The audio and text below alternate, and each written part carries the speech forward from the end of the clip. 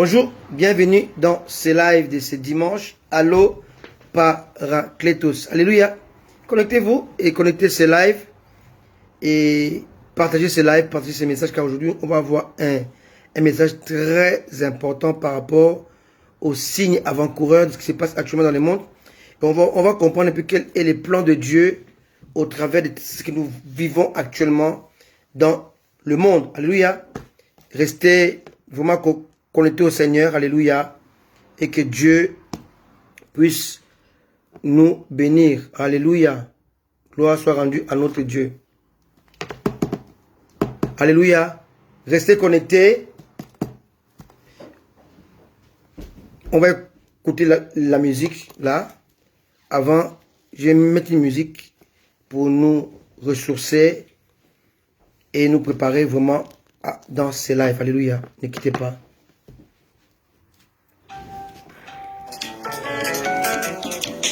Et notre sœur, notre bien-aimée, notre maman Annie Mobejo, Isendolanga. Alléluia. Je lève mes yeux vers les montagnes. Savourer ces chants dans la présence de Dieu. Merci Jésus. Alléluia.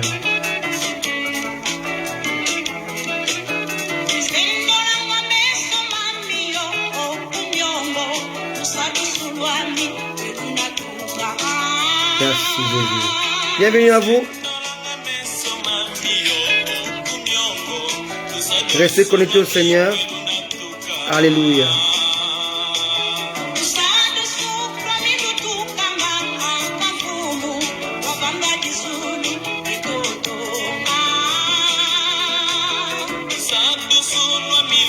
Une chanson dans une langue qui est parlée au Congo, Kinshasa, Congo, Brazzaville, Angola,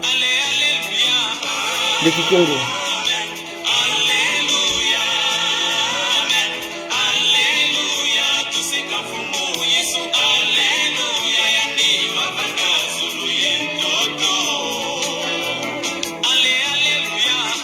Merci Jésus.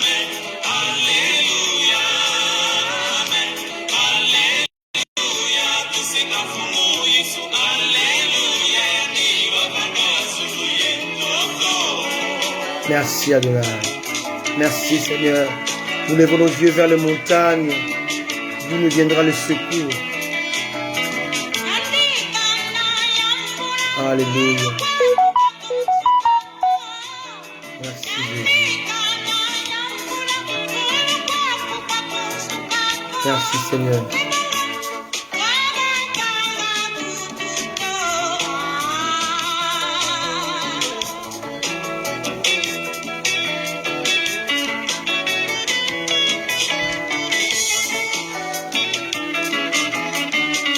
Savourez ce moment dans la présence de Dieu.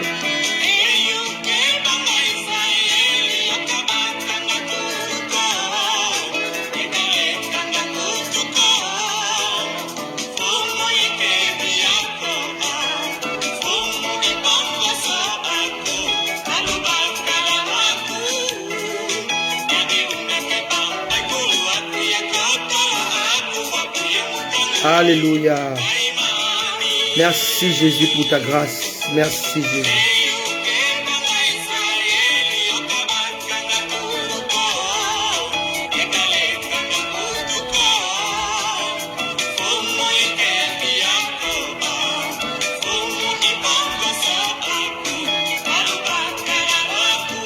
Merci Adonai.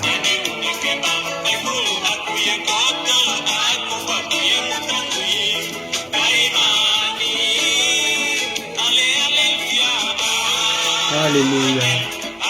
Merci Jésus. C'est toi notre appui. C'est toi notre confort, notre abri sûr.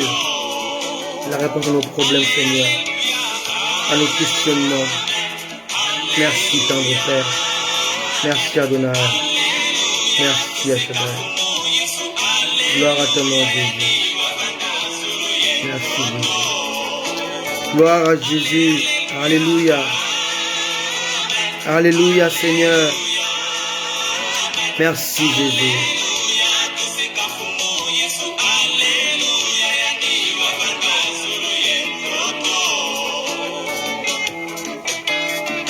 Merci, Jésus.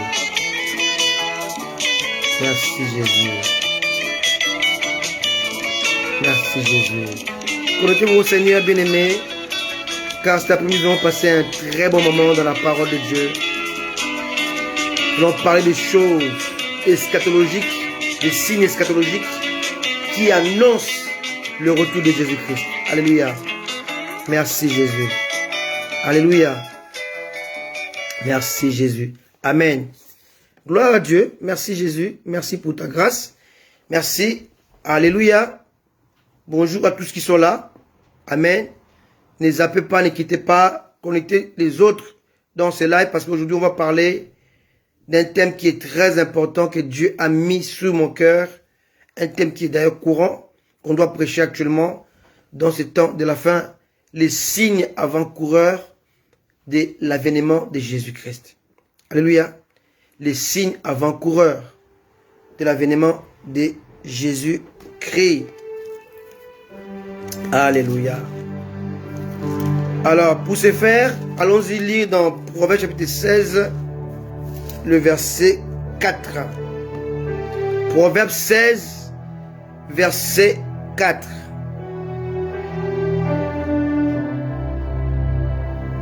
L'Éternel a tout fait pour un but, même les méchants pour le jour du malheur. Je répète, Proverbe 16, verset 4. L'Éternel a tout fait pour un but, même les méchants pour le jour du malheur. Alléluia. Tout ce que Dieu permet, tout ce que Dieu fait, est fait pour un but. Il n'y a pas d'hasard. Le mot hasard ou fortuit n'est pas dans le dictionnaire de Dieu. Alors je salue tous qui sont là, maintenant, présents dans ces lives. Je vois ma bien-aimée Solange Elia en vacances d'ailleurs. Que Dieu soit avec toi. Bonnes vacances et profites-en avec les enfants. Je vois le prophète El Shaddai depuis Paris. Alléluia, sois béni fils. Je vois aussi mon épouse qui est là, élue. Il y a aussi ma fille Gerline qui est depuis Paris. Et je crois que les autres seront là en cours de ce live. Je vous salue en avance. Alléluia. Car il y a un temps pour tout. Amen. Et on est ensemble pendant au moins 1 heure. Amen. Ouvrez bien vos oreilles et vos cœurs pour recevoir cette parole qui va vraiment nous faire du bien. Alléluia.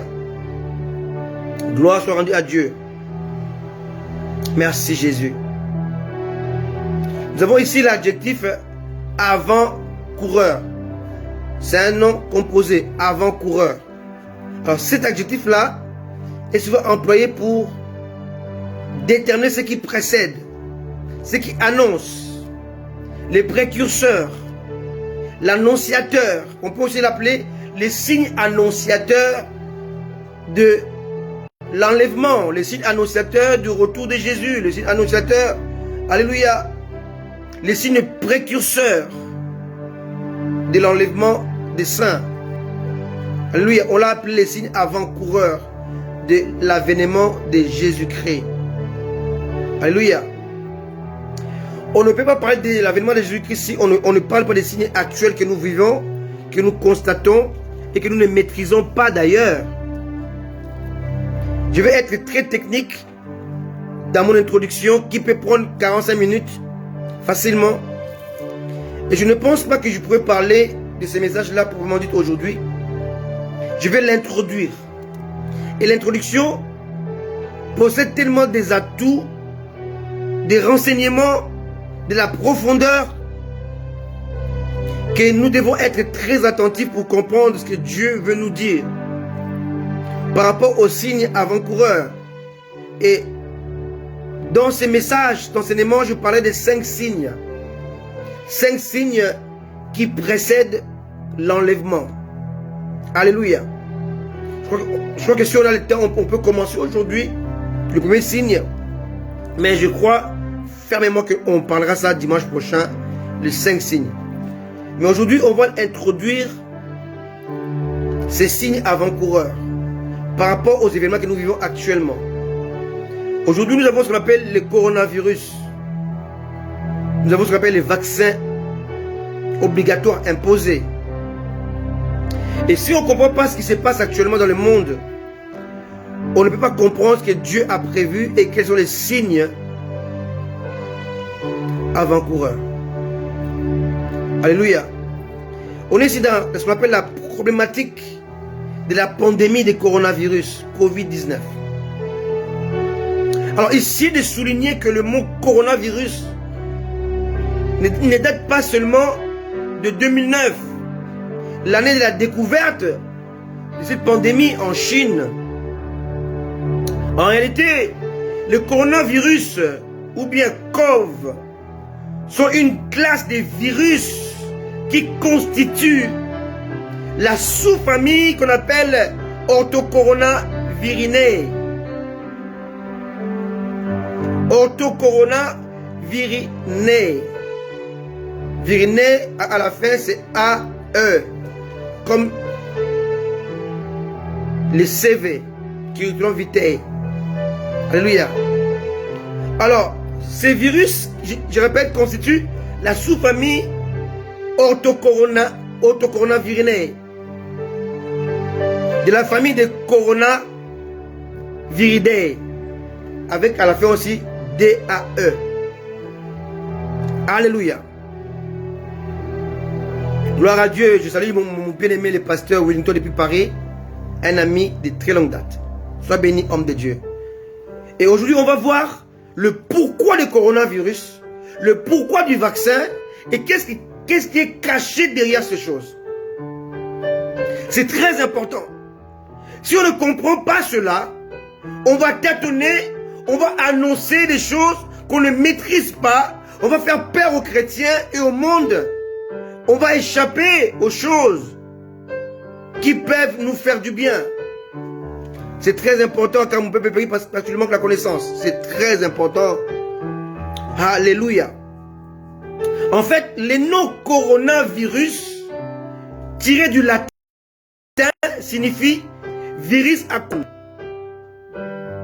Et dû à l'apparence des visions dans un microscope électronique avec une frange de grandes projections bulbeuses qui évoque une couronne solaire.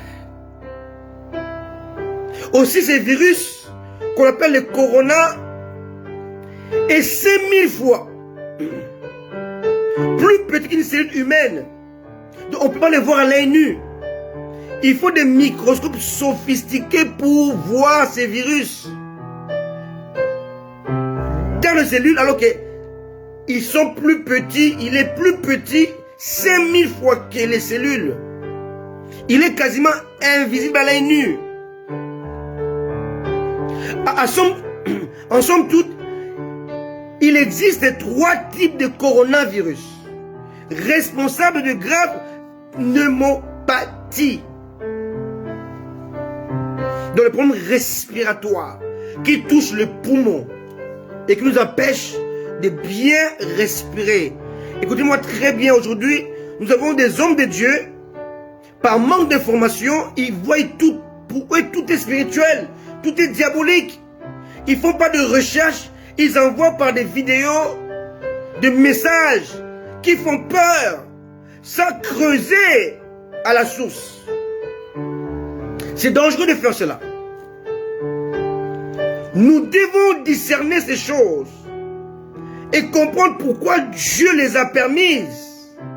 Et qu'est-ce que ces choses-là font actuellement dans le monde et pourquoi. Il est très important de comprendre ces 3 types de coronavirus afin de comprendre quelle est la méthode de Dieu, le modus operandi de Dieu. Pourquoi Dieu passe le monde par ces chemins obligatoires? Pourquoi on doit traverser cette période critique, chaotique? Pourquoi le coronavirus ne respecte pas ce que dit la Bible. Que 1000 tombent de ton côté, 10 000 à ta droite, tu ne seras pas atteint. Pourquoi les chrétiens, les pasteurs, les hommes de Dieu sont morts de coronavirus? Pourquoi moi qui vous parle, j'ai été atteint du coronavirus? Et je suis resté à l'hôpital pendant 1 mois et demi. Le coronavirus a été à l'origine dans mon corps des infections extrêmement dangereuses. Et lorsque j'ai été touché par le coronavirus, cette maladie a provoqué dans mes poumons un problème respiratoire. Et lorsque je dormais avec mon épouse, elle me disait, chérie, tu as du mal à respirer quand tu dors. Tu respires très mal. Et sans le savoir, j'étais déjà atteint de cette maladie. Et lorsque je suis allé à l'hôpital, parce que j'avais perdu l'appétit, et j'avais une toux très dangereuse. Quand je toussais, j'avais l'impression que je devais vomir le cœur, l'estomac et tous les organes. Et j'avais la peur de tousser. Et quand la toux venait, j'avais peur de souffrir. Ça faisait tellement mal. Et là, j'étais atteint du coronavirus. Et cette maladie a provoqué le problème de foie. A touché mon foie. Mon foie commençait à produire des abcès. Et le foie était rempli d'abcès. Ce qui fait que je ne pouvais plus manger. Et je vomissais. J'avais du mal à respirer. Parce que les poumons étaient touchés. J'étais presque mort. Alléluia. On m'a sorti 10 litres d'eau dans les poumons. On a sorti les abcès dans mon foie. Ils ont fait une petite opération. Ils ont mis les tuyaux qui vont jusque dans le foie et ils évacuaient les abcès. Alléluia. Et ça a duré 1 mois et demi. J'ai croisé la mort. J'ai croisé la mort. Et beaucoup d'hommes de Dieu sont partis. J'ai plusieurs amis qui sont partis. Qui sont morts de cela. Mais le coronavirus n'est pas un mythe. C'est une maladie qui existe. Ce n'est pas une invention, une imagination de nos dirigeants pour nous faire peur. Non, ça existe. Beaucoup meurent. Alléluia. Alors, laissez-moi vous parler de l'histoire du coronavirus. Le coronavirus a été découvert pour la première fois en 2002. Donc l'année prochaine, ça va faire 20 ans. Et il y a 20 ans qu'on a commencé à faire de recherches pour trouver le vaccin. Donc si on parle du vaccin aujourd'hui, ne pensez pas que le vaccin a été trouvé au bout de 6 mois de recherche. Non.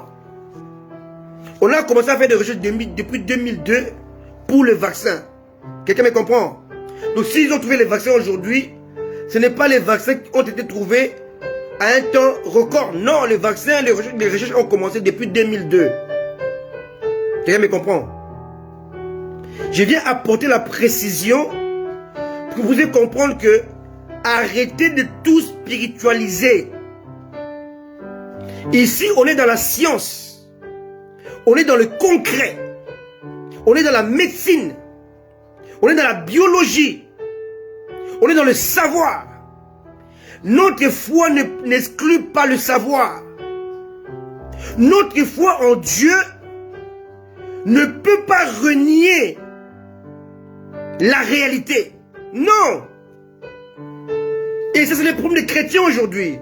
Parce que la foi en Dieu, il ne veut pas, il veut repousser la réalité. Bien aimé, un jour, un homme de Dieu était dans une croisade.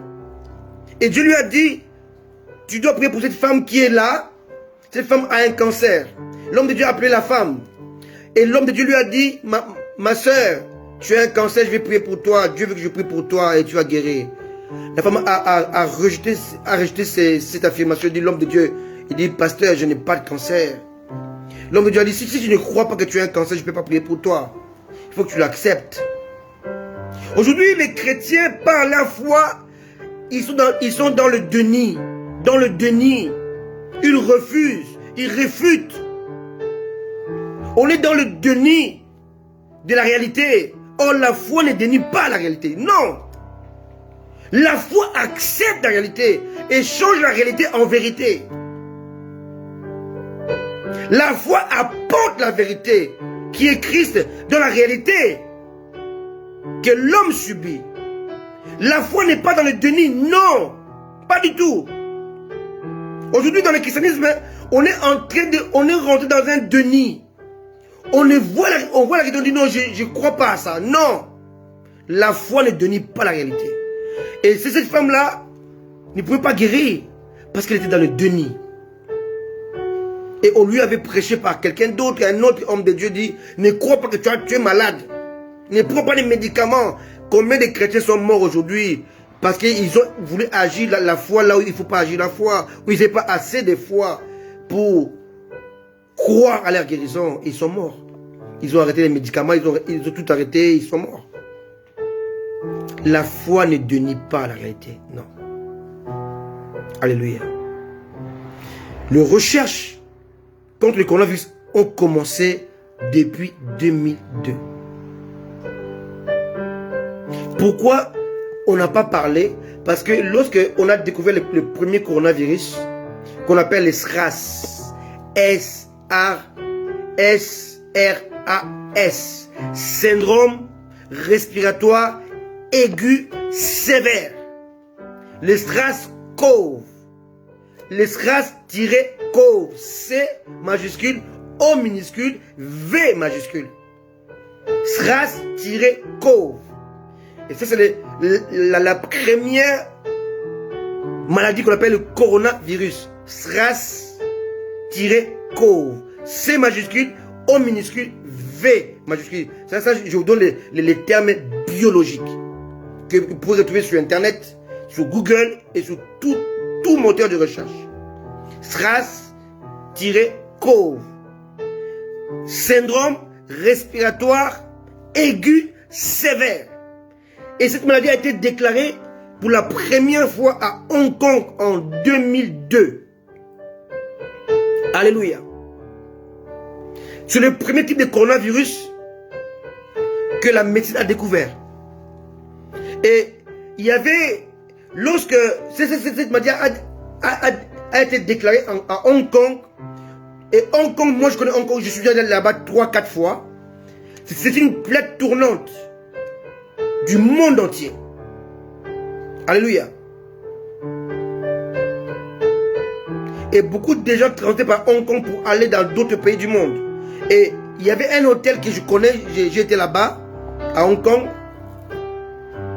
Et cet hôtel-là, maintenant, était un hôtel qui abritait tous les hommes d'affaires, tous les riches, les médecins, les avocats, les ingénieurs qui transportaient par Hong Kong pour faire les affaires. Et quelqu'un était contaminé par cette maladie-là qui était déclarée à Hong Kong. Et ça a contaminé beaucoup de gens qui allaient dans d'autres villes du monde, d'Asie, d'Amérique et de l'Europe. Et il y avait un médecin français, un cardiologue qui était là-bas, qui était contaminé et qui a ramené les SRAS en France. Il y avait un homme d'affaires canadien qui l'a ramené au Canada, un homme d'affaires américain qui l'a ramené aux États-Unis et d'autres les ont ramenés dans d'autres pays d'Asie, Singapour, Vietnam, Macao, ainsi de suite. Alléluia. Ça avait touché sur une période de 1 an et demi une trentaine de pays seulement. Alléluia. On ne faisait pas attention à cela parce qu'on en parlait dans les informations, mais comme ça date à peu près de 20 ans cette histoire, on ne savait pas que ces histoires commençaient depuis il y a 20 ans. C'était en 2002, donc il y a 19 ans. Alléluia. Et il y avait les 2 grandes écoles de recherche. Le numéro 1, l'Institut Pasteur en France, qui avait 130 ans d'expérience, 10 prix Nobel de médecine et de recherche, qui était rentré dans la course pour la recherche du vaccin. D'abord, pour trouver le vaccin, il fallait trouver d'abord la maladie. on l'appelait la bête. Alléluia. Il fallait trouver la bête. Il fallait trouver la maladie qui tue les gens par sévère syndrome respiratoire aigu. Alléluia. Les gens avaient du mal à respirer et ils mouraient. Et ils étaient contagieux que par le contact. Alléluia. Et l'Institut Pasteur a envoyé ses agents, certains médecins, à Hong Kong pour aller faire des prélèvements.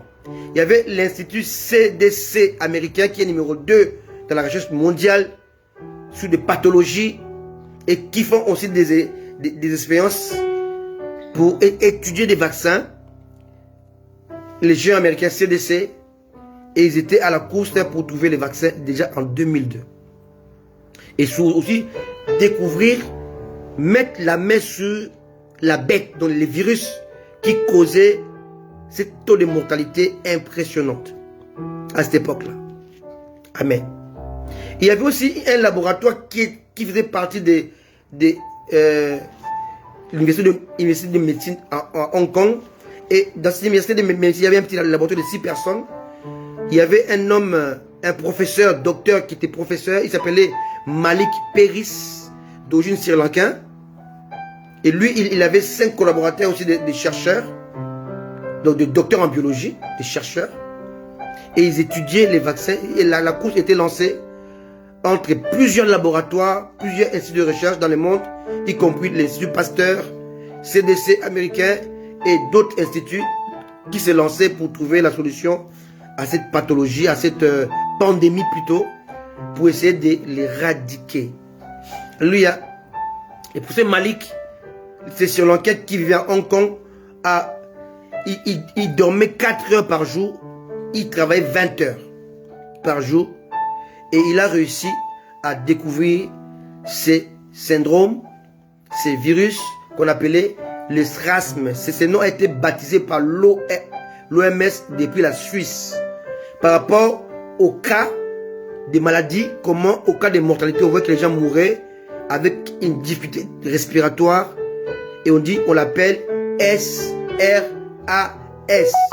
syndrome respiratoire aigu sévère. Et le professeur Malik a découvert ça dans son petit laboratoire de Hong Kong. Et on a contacté l'OMS en Suisse et on a décrété la pandémie mondiale. Mais ça n'a touché que une trentaine de pays. Alléluia. Et au bout de 1 an et demi, ça a tué 774 personnes. Alléluia. Et l'OMS a dépensé 54 millions de dollars, autrement dit 41 millions d'euros, pour essayer d'éradiquer cette pandémie qu'on appelle les SRAS-CoV. Alléluia. Quelqu'un me comprend. Donc cette pandémie a été maîtrisée le 5 juillet 2003, selon la source de l'Institut Pasteur en France. Alléluia. Amen. Et depuis le 5 juillet 2003, on ne parlait plus de SRAS-CoV. Donc la première, la première maladie coronavirus. Écoutez-moi très bien. Aujourd'hui, on écoute beaucoup de pasteurs, beaucoup d'hommes de Dieu qui s'aventurent dans l'eschatologie en donnant des choses, en expliquant des choses qui n'ont ni tête ni queue, parce qu'ils veulent tout spiritualiser. Cette pandémie fait partie des signes avant-coureurs. Des signes qu'on doit voir qui nous annoncent le retour de Jésus-Christ. Alléluia. Permettez-moi de vous parler d'une expérience que j'ai eue avec mon épouse. Vous savez, j'ai toujours prié après mon mariage. J'ai dit, Seigneur, permets que je puisse participer à tous les accouchements de mes enfants. Et Dieu m'a exaucé. J'ai assisté à l'accouchement de ma fille aînée, Elisha, de Johanna et d'Emmanuel. Alléluia. Et je me rappelle un jour, mon épouse, dans un de ses accouchements, elle a dit au médecin, parce qu'on était dans la salle de préparation pour accoucher, et comme les termes médicaux hein, étaient encore à un doigt ou deux doigts. Les femmes qui ont accouché savent de quoi je parle. Ce sont les termes médicaux. Donc le col de l'utérus n'était pas entièrement ouvert, ce qui fait qu'il fallait attendre que ça s'ouvre complètement. On appelle ça, on dit, le col doit être dilaté. Alléluia. Donc on devait attendre la dilatation. Maintenant, mon épouse a appelé la sage-femme et dit, je peux aller me soulager. Elle est là à mes côtés, elle se rappelle de ça. Et puis je vais aller me soulager parce que j'ai un besoin pressant. Et au lieu qu'elle puisse se lever et aller se soulager, le médecin et les sages-femmes, en entendant cela, commençaient maintenant à préparer l'accouchement. Elle dit, mais attendez, moi je leur ai dit, mais laissez-la se soulager. Ils ont dit, non, elle n'a pas besoin de se soulager, elle va accoucher. En fait, ce qui était pour elle un besoin naturel, était pour les sages-femmes un signe avant-coureur. My goodness. Alléluia. Alléluia. Bien-aimés, ce qui est normal chez nous, chez d'autres chrétiens, n'est pas normal pour nous autres eschatologues. Ce que nous voyons, nous sommes alertés. Son besoin de se soulager a été traduit dans l'esprit des sages-femmes, des médecins, que c'était l'alerte, c'est le signe avant-coureur de l'accouchement. Elle n'est jamais partie se soulager. En fait, ce qu'elle sentait, ce qu'elle croyait être étant le besoin naturel, était les signes annonciateurs, précurseurs de l'accouchement. Et nous aussi, nous vous prévenons, le coronavirus, le vaccin, sont des signes précurseurs de l'enlèvement de l'Église. Alléluia. Beaucoup disent oui, ça va passer, oui, ça va passer. Mais il y aura encore de plus grave que cela. Le monde va aller de mal en pire. Rien ne va s'améliorer. Rien. Jusqu'à l'enlèvement de l'Église. Nous sommes en train de rentrer dans la dictature mondiale. Tu ne peux pas y échapper à ça, mon frère. Écoute-moi très bien.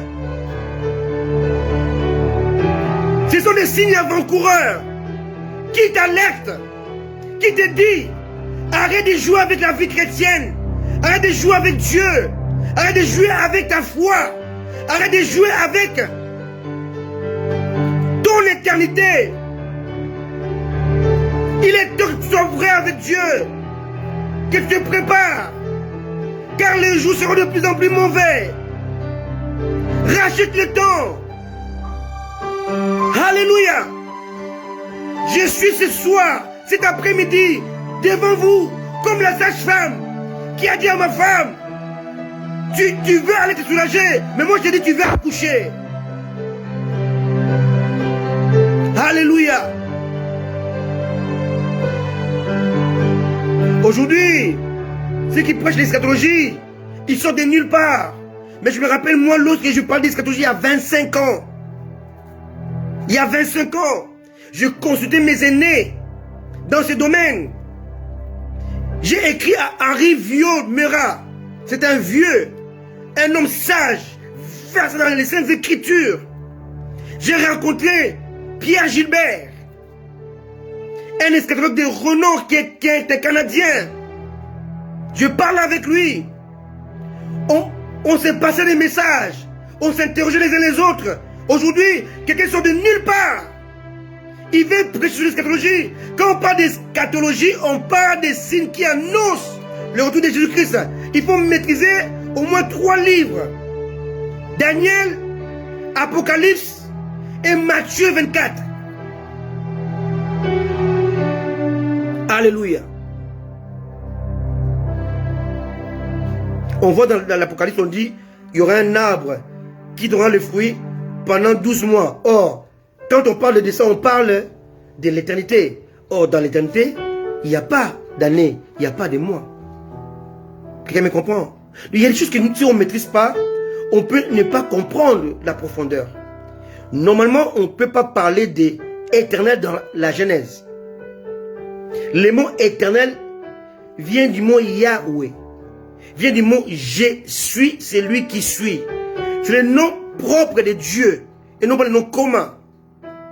Ce n'est pas les attributs comme El Shaddai, Elohim, Elolam, El Gamma. Non, ce sont les attributs. C'est le nom de Dieu. Et ce nom de Dieu a été donné pour la première fois à Moïse. Quand on parle de Moïse, on parle d'Exode. Mais quand on parle de Genèse, on parle d'avant Exode. Or, on voit la Bible, dans nos Bibles éternelles dans Genèse. Ça n'existait pas normalement dans Genèse. Quand c'est Moïse qui a écrit Genèse, il a introduit. Mais sur les faits, Yahweh, je suis, celui qui suit, ne peut pas exister dans Genèse. Car ces mots existent dans Exode. Mais comme c'est Moïse qui a écrit Genèse, il a introduit. Mais dans la réalité, non, c'est pas vrai. Et si on ne comprend pas ces choses-là, on va dire tout et n'importe quoi. Quelqu'un me comprend? C'est très important. On voit aussi d'autres choses, par exemple, Barabbas. Son nom n'était pas Barabbas. Barabbas était son deuxième nom. Son vrai nom était Jésus Barabbas. Il s'appelait Jésus Barabbas. Mais on a enlevé Jésus pour ne pas choquer les chrétiens. Il y avait devant Pilate deux Jésus. Jésus-Christ et Jésus Barabbas. Mais les érudits ont dit, si on laisse Jésus, ça va créer la confusion dans la tête des chrétiens, des croyants. Enlevons Jésus, laissons Barabbas. Quelqu'un me comprend? Or, Jésus, Barabbas et Jésus-Christ ont le même sens étymologique. Parce que Barabbas est un nom composé. Ba-Abba. Ba veut dire en araméen, une langue qui était parlée autour de Jésus, qui était importée de Babylone. Alléluia. Ba-Abba. Ba veut dire fils de. Abba veut dire Dieu ou Père. Abba veut dire fils d'un père. Jésus était le fils du père. Donc en face des Philippiens, il y avait deux fils du père. Un fils d'un père et l'autre fils du père.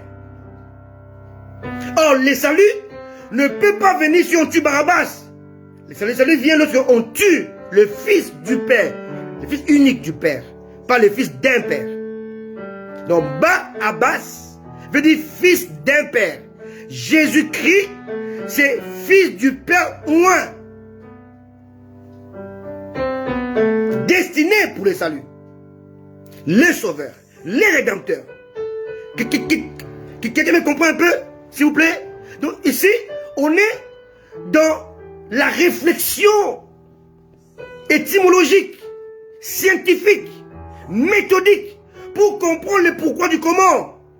On a enlevé Jésus devant Barabbas pour ne pas vous choquer. Alléluia. C'est très important.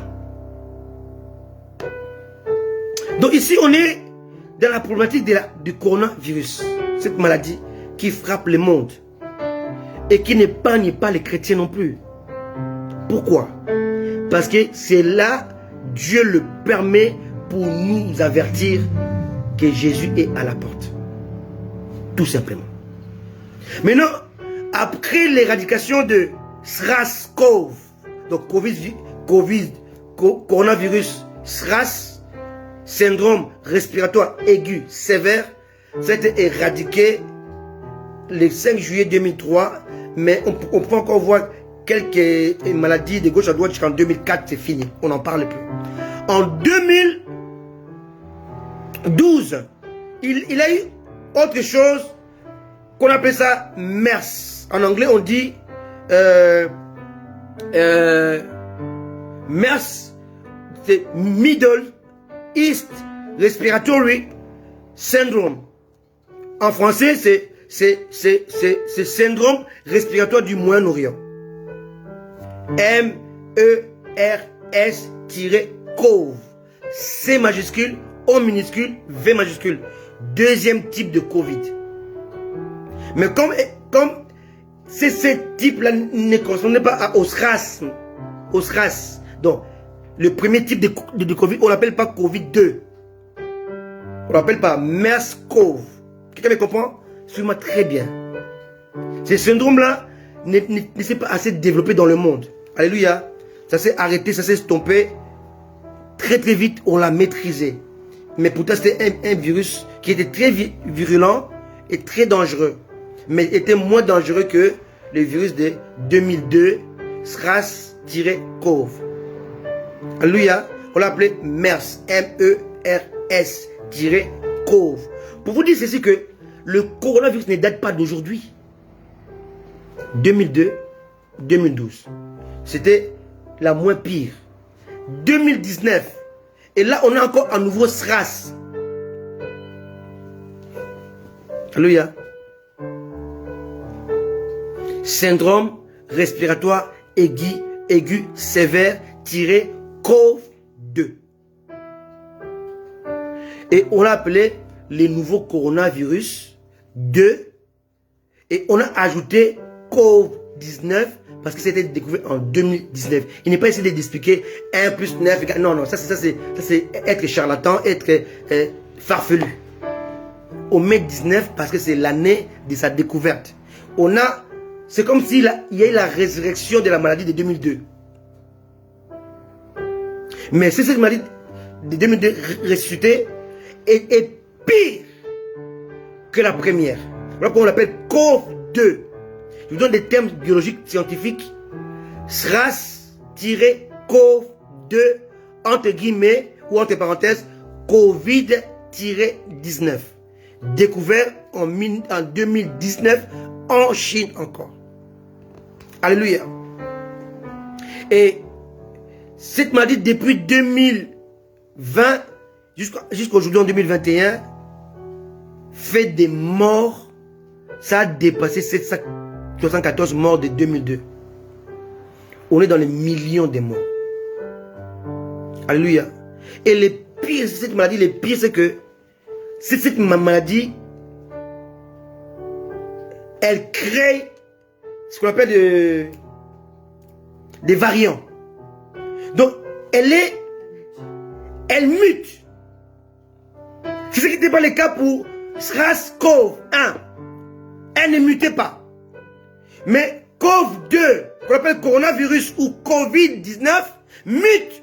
Voilà pourquoi il y a variant anglais, variant brésilien, variant espagnol, variant chinois, variant, et ça, en fait, ils sont dépassés par ça, les scientifiques. Ils ont perdu le contrôle. Voilà pourquoi ils veulent vacciner.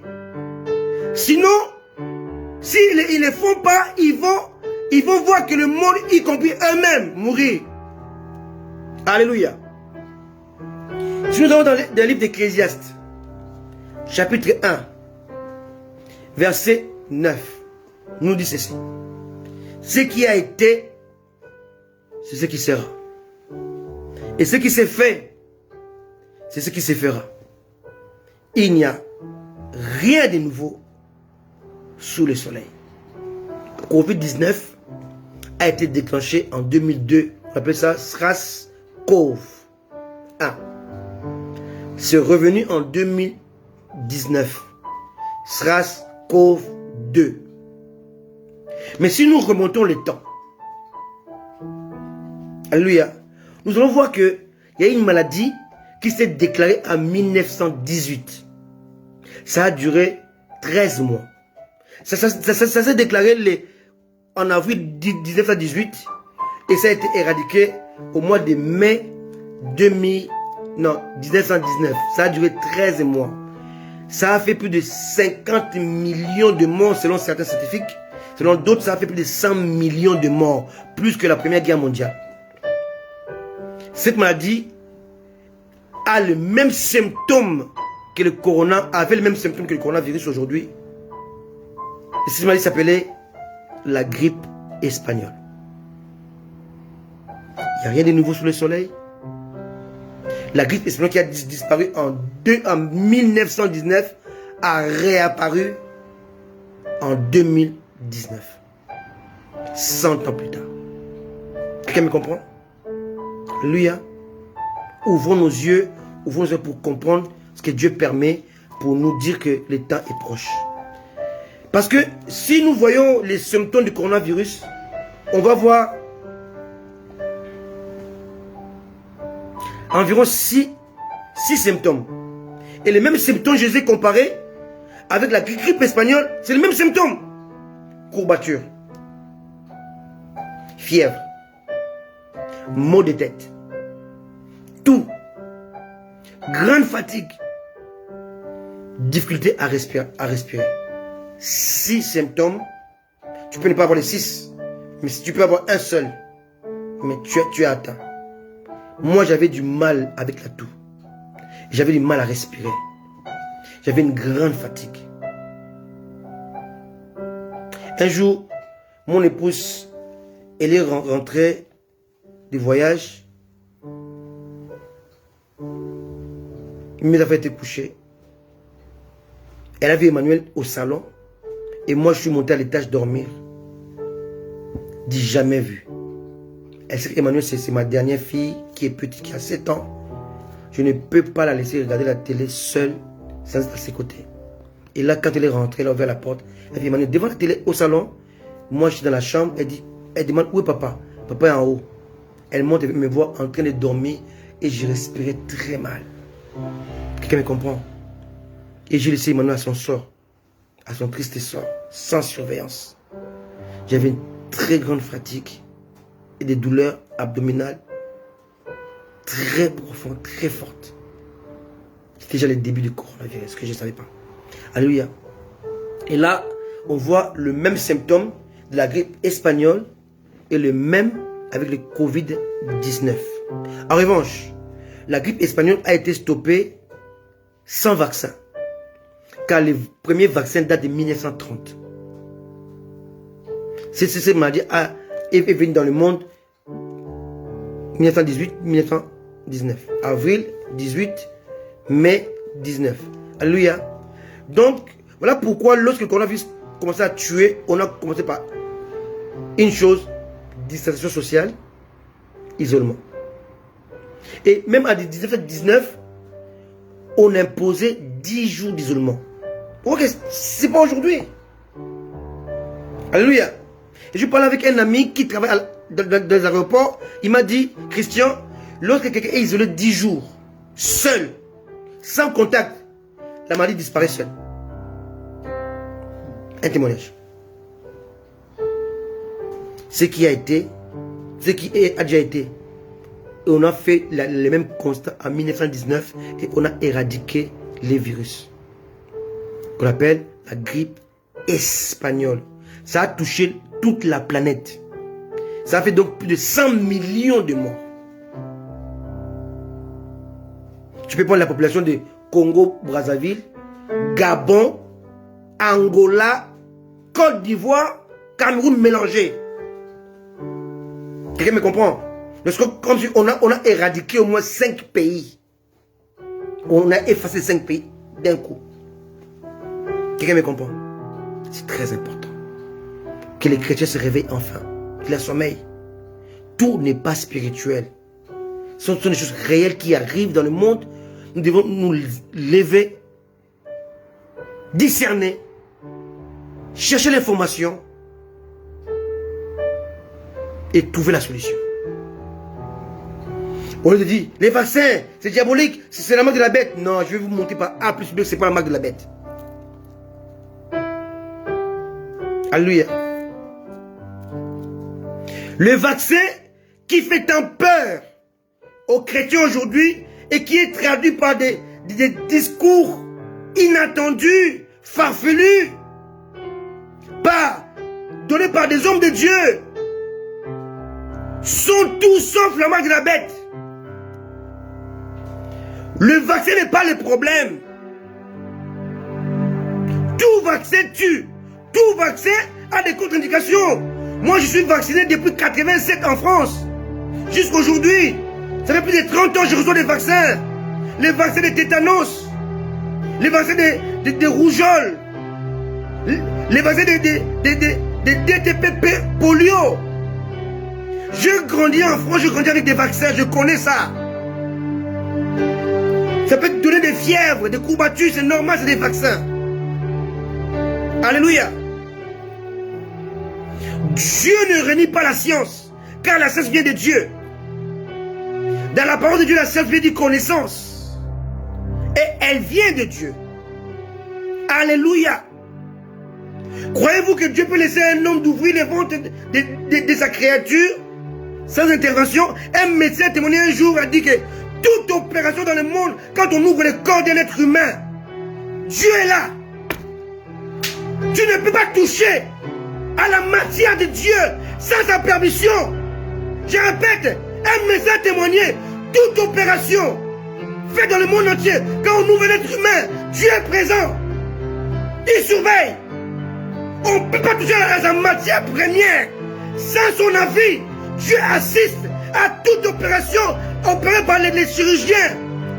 Dieu est là. Il veut voir ce que tu veux faire à sa matière première. À celui que Dieu appelle les bien-aimés, les très bons.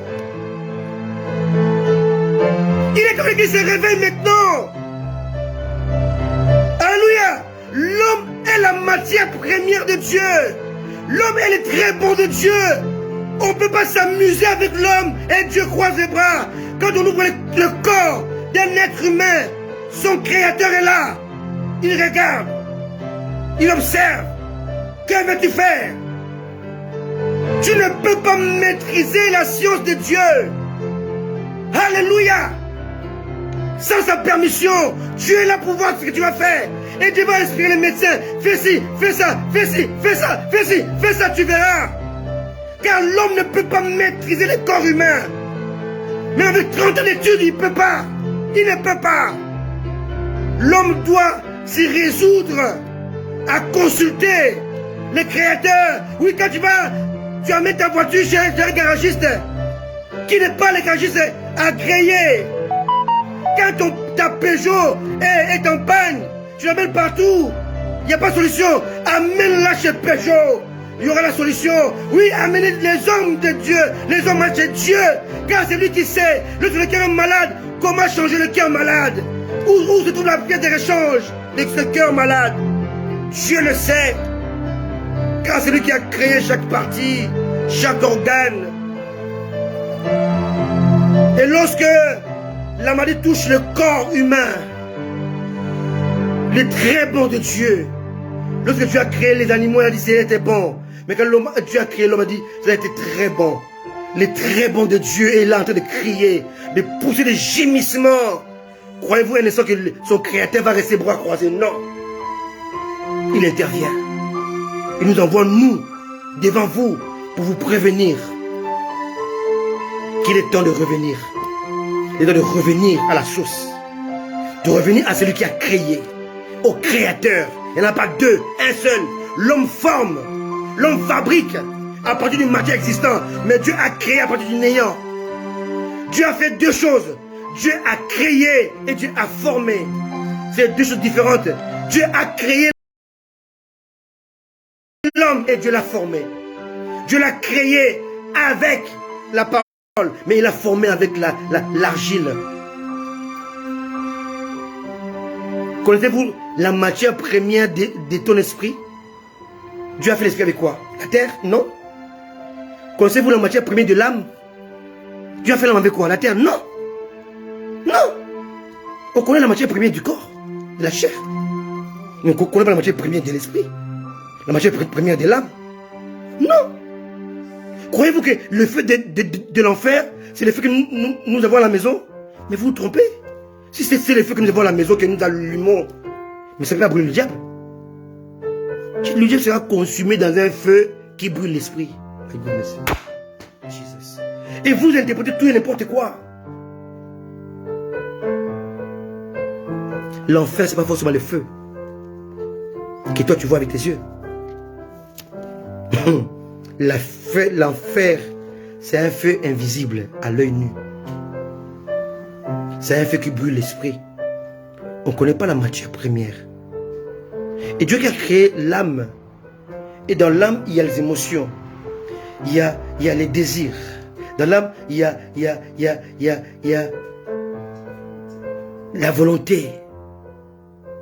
Et Dieu sait avec quelle matière il a créé l'âme. Dans l'âme, il y a l'attirance. Quand Dieu dit fuis l'impudicité, il connaît la matière avec laquelle il a créé l'âme. Il dit, tu vois, l'âme face à ça, elle ne tiendra pas. Parce que je connais sa matière première. Il dit, face à ça, l'âme doit fuir. Tu dis, non, je vais résister. Je vais résister, je suis fort. Tu vas tomber. Je vais les changer. Tu vas chanceler. Quand le propriétaire de la création connaît la matière avec laquelle il a formé cette entité, cette partie du corps, de l'être, il dit, face à ça, ne prie pas, n'intercède pas, ne parle pas en langue, fuis. Toi tu dis, non, je vais affronter.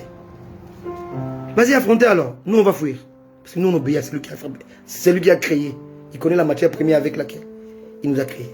Ah, mais c'est juste une parenthèse. Alors, vous devez comprendre cela. Je vous dis qu'aujourd'hui, je parle de l'introduction. Alléluia. Le vaccin n'est pas un moyen mis en place pour nous apporter la marque de la bête. Non, pas du tout.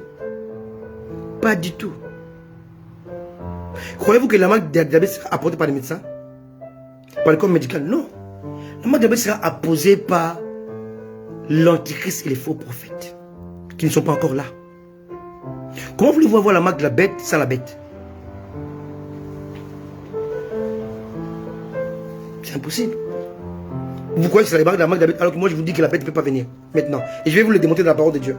Le prouver dans la parole de Dieu. Il ne peut pas avoir la marque de la bête avant l'apparition de la bête. Or, actuellement la bête ne peut pas paraître. Il y a deux choses, deux entités qui l'empêchent de paraître. L'église et le Saint-Esprit. Comment voulez-vous avoir la marque de la bête sans la bête? On marche sur la tête là. On croit tout et n'importe quoi. Et je me souviens, pasteur, il dit ce qui se passe, c'est le deuxième cheval.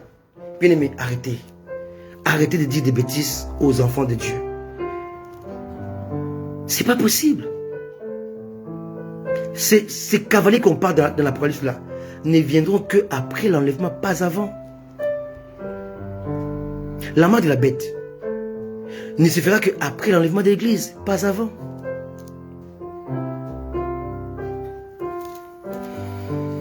En fait, en réalité, il y a ce qu'on appelle les vaccins, qui n'est pas la marque de la bête, mais qui est un moyen pour introduire la marque de la bête. Alléluia. Le vaccin n'est qu'un moyen mis en place, ou encore un prétexte pour soumettre le peuple sous un dictat bien planifié.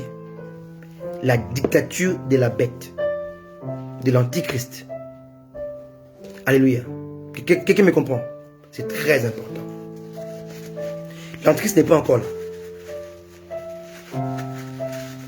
Mais ses agents sont là. Donc on ne peut pas sa venue. Comme les enfants d'Israël aussi attendaient le Messie.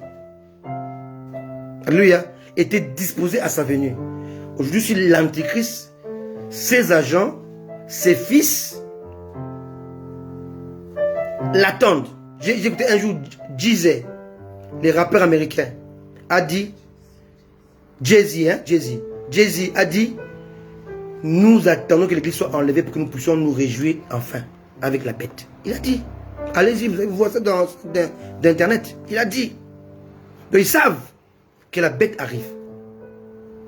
Macron a dit, la bête arrive. C'est sur internet. Alléluia. Sarkozy a parlé de la mondialisation. Rien n'est caché, bien aimé. Le problème est que les chrétiens ne veulent pas s'informer.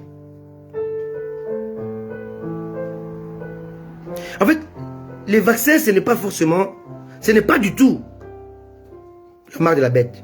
Mais c'est un moyen que ces agents ont choisi pour introduire les habitants de la terre dans un dictat, dans une dictature planifiée. Par contre, l'efficacité de ces vaccins sont certainement plausibles. Scientifiquement parlant, les vaccins empêchent la mortalité. Sur le plan scientifique, il n'y a rien à dire et à redire. Je vous ai dit que ça a été mis en place depuis 2002. Ça va faire 20 ans de recherche au sujet de SRAS-CoV. Alléluia. Et les moyens ont été mis en place par l'OMS pour trouver un vaccin afin de sauver les populations civiles. Alors je vous conseille vivement de vous faire vacciner. Vaccinez-vous. N'ayez pas peur. Ce n'est pas la marque de la bête. Mais derrière ces vaccins, il y a un complot qui est organisé. À partir de maintenant, mettez vos j'aime, parce qu'on peut couper la vidéo à partir de maintenant parce que je vais dire des choses. Mettez vos j'aime pour que la vidéo ne soit pas coupée. C'est comme ça qu'on fait, hein. Mettez beaucoup de j'aime. Je n'en veux pas, hein, mais je fais ça, je vous dis, si vous voyez que c'est coupé d'un coup, c'est que c'est pas moi qui ai coupé. On va couper parce que je vais dire des choses qui ne sont pas autorisées à dire. Mais il faut que je le dise. Il y a un complot qui est organisé derrière les vaccins. Le vaccin en lui-même n'est pas mauvais. Ça ne tue pas. Ça peut tuer papa l'organisme de chacun de nous. Mais en lui-même, c'est un complot qui est là derrière. Alléluia. Je tiens vraiment à souligner cela, un détail qui est très important.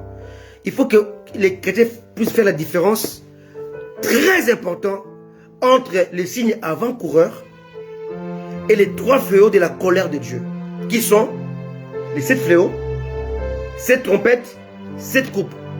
Ça, c'est 3 catégories des 3 fléaux de la colère de Dieu. Dieu va tourner son dos au monde parce que l'Église ne peut pas subir la colère de Dieu. C'est marqué dans Thessaloniciens, on peut le lire. Alléluia. Thessaloniciens, 1 Thessaloniciens, chapitre 5, verset 9. 1 Thessaloniciens 5, verset 9. Car Dieu ne nous a pas destinés à la colère, mais à la possession du salut par notre Seigneur Jésus-Christ. À un moment, Dieu va tourner son dos parce que le temps de la grâce va prendre fin. Mais Dieu le fera après l'enlèvement de l'Église. Et là, le monde va rentrer dans la colère de Dieu qui va se manifester par 3 types de fléaux.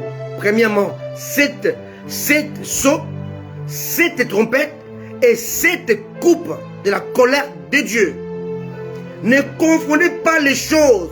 L'Église est appelée à vivre les signes avant-coureurs.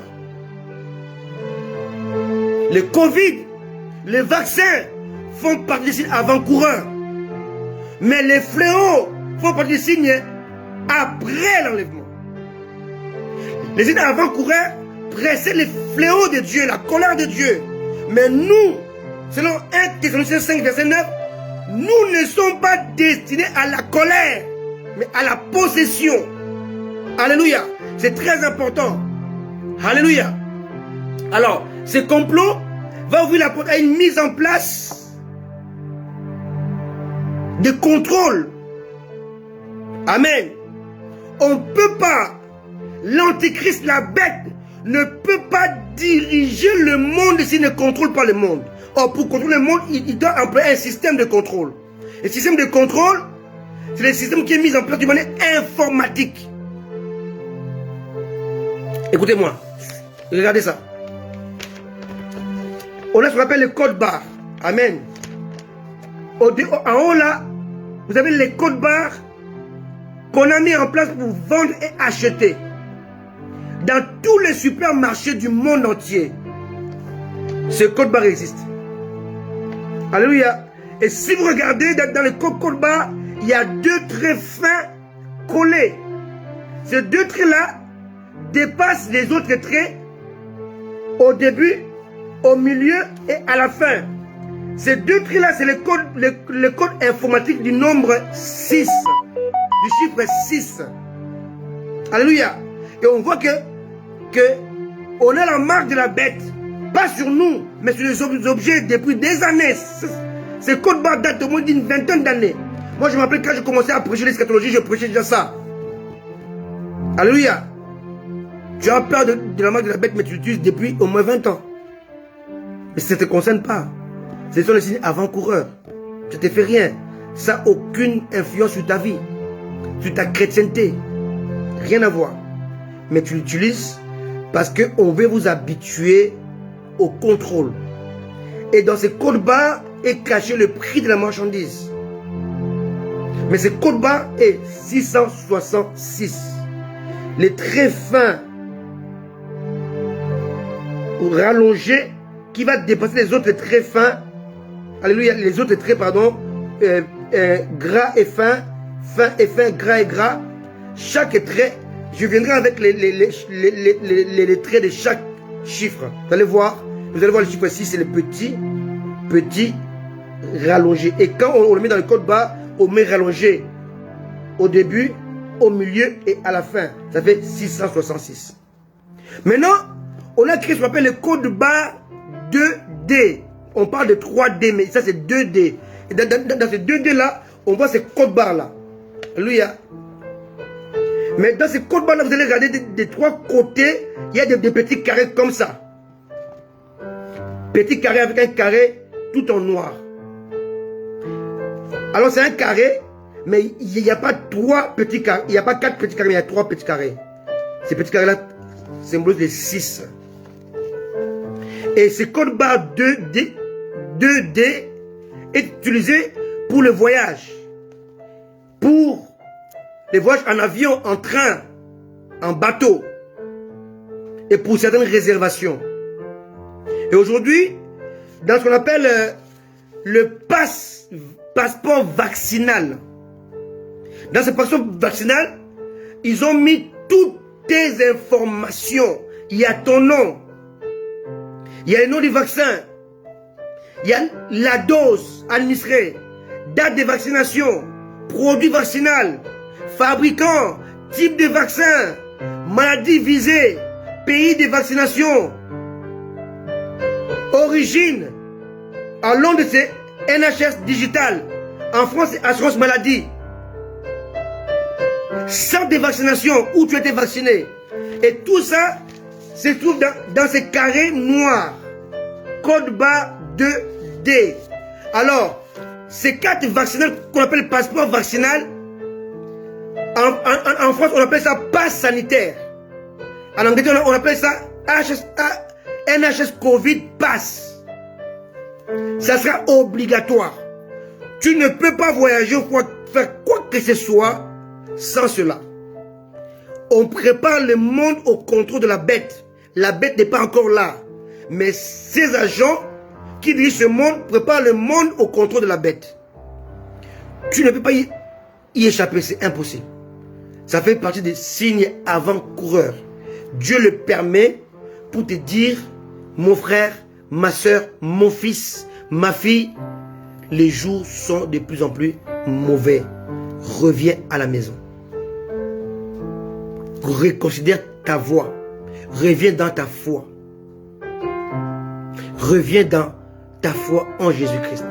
Sois vrai dans tes actes. Le temps de rigoler est terminé. Alléluia. C'est exactement ça, Solange. On doit aller laver la robe. Alléluia. Tous les jours. Nos robes doivent être blanches. Parce que les jours sont de plus en plus mauvais. C'est parti. Tu ne peux pas y échapper.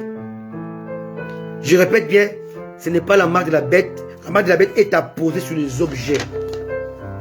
Mais la parole de Dieu parle que cette marque de la bête sera apposée sur le front et sur la main droite. Quand je suis allé me faire vacciner, on m'a demandé où je voulais avoir le vaccin. Gauche ou droite. Non. Pour la marque de la bête, on ne demandera pas. On va te mettre ça dans la main droite et sur le front. Ce ne sera pas un médecin qui va te le mettre. Ce sera le faux prophète. Ce sera l'antichrist. Alléluia. Et celui qui va recevoir cette marque de la bête ne pourra plus jamais se repentir. Impossible. Celui qui va refuser la marque de la bête, il sera mis à mort. Quelqu'un me comprend? La semaine prochaine, je vais en parler, je vais donner des détails, je vais donner les versets bibliques. Alléluia. N'ayez pas peur. Le vaccin n'est pas la marque de la bête, n'est qu'un élément précurseur qui prépare le monde à normaliser les choses. Et quand la bête viendra, les gens vont normaliser sa marque. Mais Dieu nous a prévenus que celui qui va recevoir cette marque-là ne pourra plus se repentir, va mettre un trait à la rédemption, à son salut. Quelqu'un me comprend? Voilà pourquoi Dieu va enlever l'église avant l'apparition de la bête pour que l'église n'ait pas à faire le choix. Ceux qui vont rester étant des chrétiens à demi-mesure, ils seront obligés d'être tués. C'est clair dans la Bible. Il lui a été donné de faire la guerre aux saints et de les vaincre. Pour l'instant, le diable ne peut pas nous vaincre. Parce que nous avons le Saint-Esprit. Mais quand on sera enlevé, ceux qui vont rester, les saints qui vont rester seront vaincus par le diable. Par la bête. Ils seront mis à mort. Et ils vont revenir à la vie pour régner avec Christ pendant 1000 ans. Ils ne vont pas assister aux noces de l'agneau. Il y a tous ces détails-là que vous devez savoir. C'est très important. Alléluia. Alléluia. C'est très important. Amen. Donc on doit vous en parler pour vous réveiller, pour vous rassurer. Mais là, je suis à l'introduction de ce message. Quelle introduction? Je ne suis même pas encore arrivé au début de ce message, cet enseignement. Alléluia. Donc le vaccin n'est pas la marque supposée de la bête. Non, pas du tout. Alléluia. Il y a un complot qui est organisé de vacciner. Et au travers des vaccins, il y a le contrôle. Dans les vaccins, il n'y a pas de puces. Il n'y a rien du tout de tout ça. C'est des mensonges. Alléluia. Et il y a la mise en place d'un passeport vaccinal pour contrôler les gens. On ne pourra pas te contrôler après l'enlèvement. C'est fini. Dieu t'a promis l'enlèvement, la protection par excellence. Donc les passes qu'on appelle NHS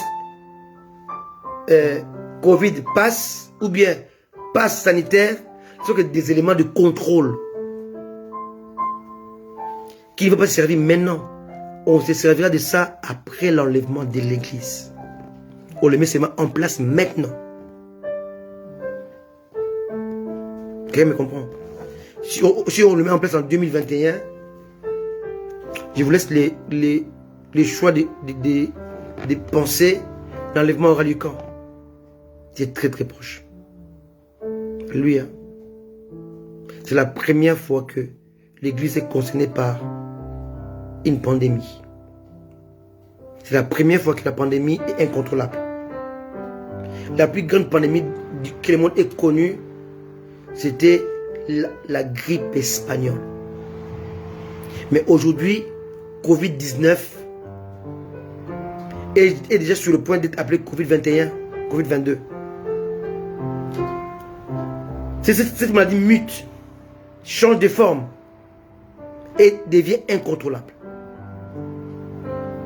On n'a pas encore annoncé le nombre de morts dans le monde. C'est une catastrophe. Jamais vu. On va, je crois, battre les records de la grippe espagnole, qui a fait entre 50 et 100 millions de morts. Alléluia. Je suis là pour vous dire, mes amis, n'ayez pas peur du vaccin.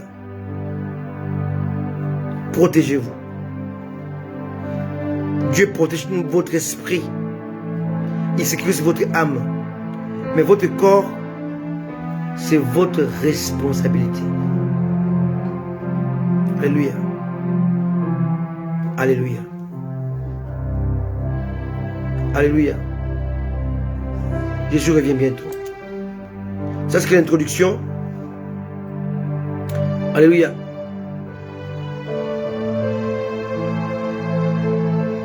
Cette pandémie est permise par Dieu dans le seul but de l'accomplissement des prophéties bibliques qui annoncent l'enlèvement de l'Église. Alléluia. La semaine prochaine, je vais vous parler du pourquoi de cette permission divine. Il y a 3 ordres qui sont en train d'être mis en place. L'ordre du siècle, on appelle ça en latin Novus Ordo Seculum. Deuxièmement, il y a ce qu'on appelle Nouvel Ordre Mondial, Novus Ordo Mundi. Troisièmement, on appelle ça l'ordre par le chaos. On appelle ça Novos Ordo ab chaos. Mettre de l'ordre à partir d'un chaos. Tout ça, le début de ces processus a commencé des vaccins. Et après, on va rentrer dans ces 3 ordres qui vont être mis en place. Et dans ces ordres-là, ça ouvre encore la porte à 3 choses. À l'uniformisation, globalisation, mondialisation. Tout ça est planifié dans le monde occulte pour soumettre le peuple au dictat planifié afin d'être sous le leadership de la bête. Alléluia. On a encore beaucoup à se dire. Après ça, maintenant, je vais vous parler des signes avant-coureurs qu'on peut voir aujourd'hui. Il y a beaucoup à dire. Il y a beaucoup à enseigner. L'Église doit se réveiller. Alléluia. N'oublie pas que tout ce qui va arriver avant l'enlèvement, tu dois vivre ça. C'est écrit. Tu ne peux pas y échapper. Ça arrive pour te réveiller. Exactement, c'est un processus. Solange. Ça arrive pour réveiller notre mémoire. Il dit, ah, Jésus a dit, si vous voyez ça, sachez que. Alléluia. On va voir tous ces signes. Je parlais des 5 signes. Il y en a beaucoup. Mais je parlais des 5 signes principaux. Si vous le voyez, sachez que l'enlèvement est sur le point d'avoir lieu. Alléluia. Que Dieu nous bénisse. Que Dieu vous bénisse. Que Dieu nous accorde la sagesse de comprendre ces choses, de les saisir.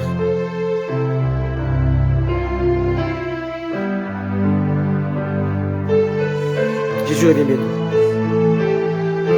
Il vient chercher l'église, son église, son peuple, ses enfants.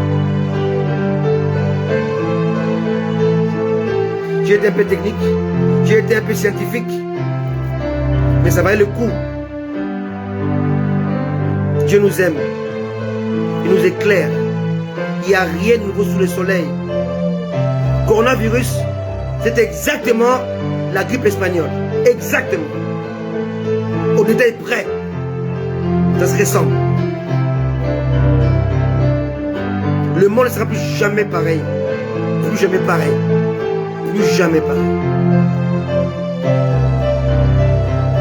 Là, on rentre dans la dernière phase. Avant l'enlèvement. Dernière phase. Réveillez-vous, restez éveillés. Que Dieu nous accorde les yeux spirituels. Nous pouvons voir. Le temps de s'amuser est terminé. Le temps de jouer est terminé. Revenez à Jésus. Accrochez-vous. Restons soudés. Priez les uns pour les autres. Jésus revient bientôt. Dimanche prochain, je parlerai des 3 ordres. Ordre de siècle, ordre mondial, ordre ab-chaos. Je parlerai des 3 choses qui vont sortir de l'ordre mondial. Uniformisation, dans l'œcuménisme, globalisation des systèmes et mondialisation des données. Et enfin, je parlerai des 5 signes qui précèdent l'enlèvement de l'Église. Soyez bénis. Revoyez ces messages car il était très technique. Revoyez. Si vous avez des questions, posez-les-moi. Je vous répondrai avant le live de dimanche prochain. Père, merci pour ta parole. Père, merci pour ce peuple qui a écouté cette parole, Seigneur. Laisse que ta grâce soit sur chacun de tes enfants qui ont écouté ce message. Permets que tu nous gloires, que leurs yeux spirituels s'ouvrent et les oreilles spirituelles s'ouvrent afin qu'ils puissent entendre ta voix et qu'ils voient ta gloire. Fais-le à cause de Jésus. Fais-le à cause de Jésus. Réveille ton peuple. Ramène-les à toi, à tes pieds, Seigneur, afin qu'ils soient enseignés de toi et par toi, cher Saint-Esprit. J'ai ainsi prié, Père, au nom de Jésus. Amen. Amen. Soyez bénis. Revoyez ce message, car il est très profond, mais ne manquez pas la suite. Ne manquez pas la suite. Et on va se quitter avec cette belle musique. Je dis à ma fille d'élever encore le volume, qui nous bénisse encore. On se sépare avec cette musique glorieuse, qui bénit tant l'homme de Dieu, Jérin Tima. Merci Jésus.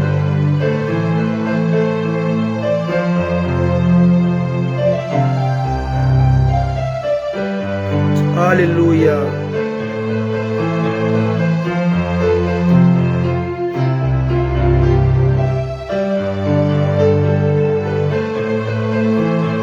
Accrochez-vous à Jésus. Accrochez-vous à Jésus, il revient bientôt. Attachez-vous à lui. En dehors de lui, c'est la mort. C'est la condamnation, la damnation. Accrochez-vous à Jésus.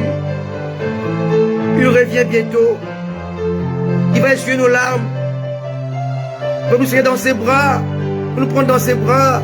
Il a dit, entre dans mon repos, fidèle serviteur, fidèle servante. Rentre dans mon repos. Jésus revient bientôt. Il vient nous chercher. Comme il a promis. Il vient nous chercher.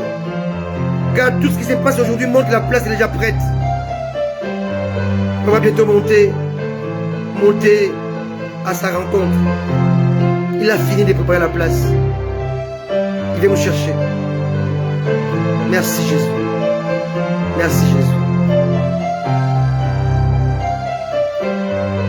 Mais dans les cœurs avec mon épouse élue, nous serons toujours là pour vous servir. À cause de la croix, à cause de Jésus. Que Dieu vous bénisse. Au nom de Jésus. Amen. Bye bye.